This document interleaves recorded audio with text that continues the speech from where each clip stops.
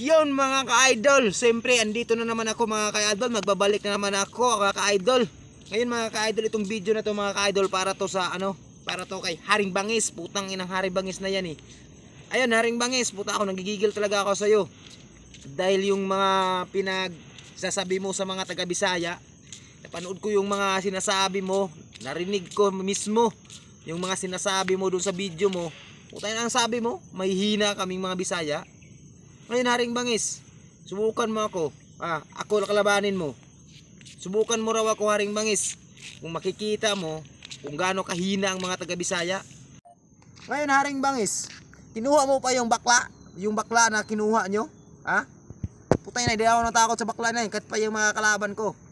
Kaya Haring Bangis, kung mapapanood mo tong video na to, pwede ba ako kalabanin mo? Para makita mo kung sino yung mga taga Bisaya. Kinuha mo pa yung si Billy Jack Chances. Putang yabang din magsalita. Putang nagigigil talaga ako sa inyo eh. Ang sarap nyo talagang pag-untugin eh. Kung nandito pa lang kayo sa harap ko, putang sinuntok ko na kayo eh.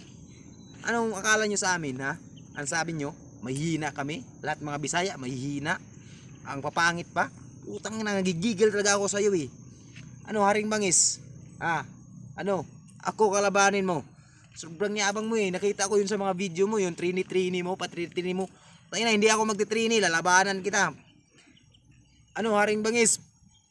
Nagigigil talaga ako sa iyo eh. Ayoko nang ang sarap mo suntukin eh. Kung nandito ka lang sa harap ko dudurugin ko yung mukha mo eh. Ayun, Boss MJ, kung mapanood mo to Boss MJ, itong video na to kung mapapanood mo, putang ina, ikasa mo sa akin yan si Haring Bangis na yan. Kung kahit sino sa tatlo na yan, ikasa mo yan sa akin. Papakita ko sa iyo Boss MJ kung paano ko yan pababagsakin yung putang yabang yan eh. Alam mo, sa mga Taga-Luzon, shout out sa mga Taga-Luzon dyan, maliban lang dun sa tatlo mayayabang, yung tatlo si Boxer Boy, Haring Bangis, tsaka si Billy Jack Chances. Puta na Chances pang nalalaman. Ay, sarap mo talagang, ang sarap mong upakan eh. Kasi sobrang yabang nyo, hanggang salita naman kayo, wala namang kayong nagawa. Dun sa laban pala ng mga Bisaya, talo na kayo eh. Tapos okay lang, utang na, nagigigil talaga ako ng Haring Bangis na yan eh. Utang, kung ako lang talaga makakalaban mo Haring Bangis ka, ako lang makakalaban mo, ako.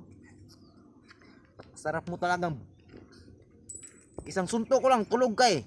Tandaan mo yan, pag ako makakalaban mo. Kaya pag mapanood mo to mapanood mo tong video na to Boss MJ, shout out Boss MJ. Mapanood mo tong video mga ito Boss MJ. Sana mabigyan ako ng kahit isang beses lang laban mga Boss MJ. Ang mga kalaban ko, ang hiningi ko talaga si Haring Bangis. Si Haring Bangis talagang gusto kong mga kalaban Boss MJ dahil sobrang yabang, ubod ng yabang. Akala mo kung sinong gwapo. Putang ina, mas gwapo pa naman ako sa kanya. Haring Bangis, putang ina mo, nagigigil talaga. Ang sarap mo talagang upakan eh. Ngayon, Haring Bangis, ito tandaan mo kaming mga Bisaya, malalakas kami.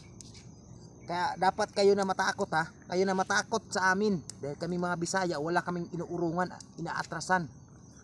Kaya kung gusto mo talagang kalabanin yung mga Bisaya dyan, ako muna, dadaan ka muna sa akin Tindihan mo?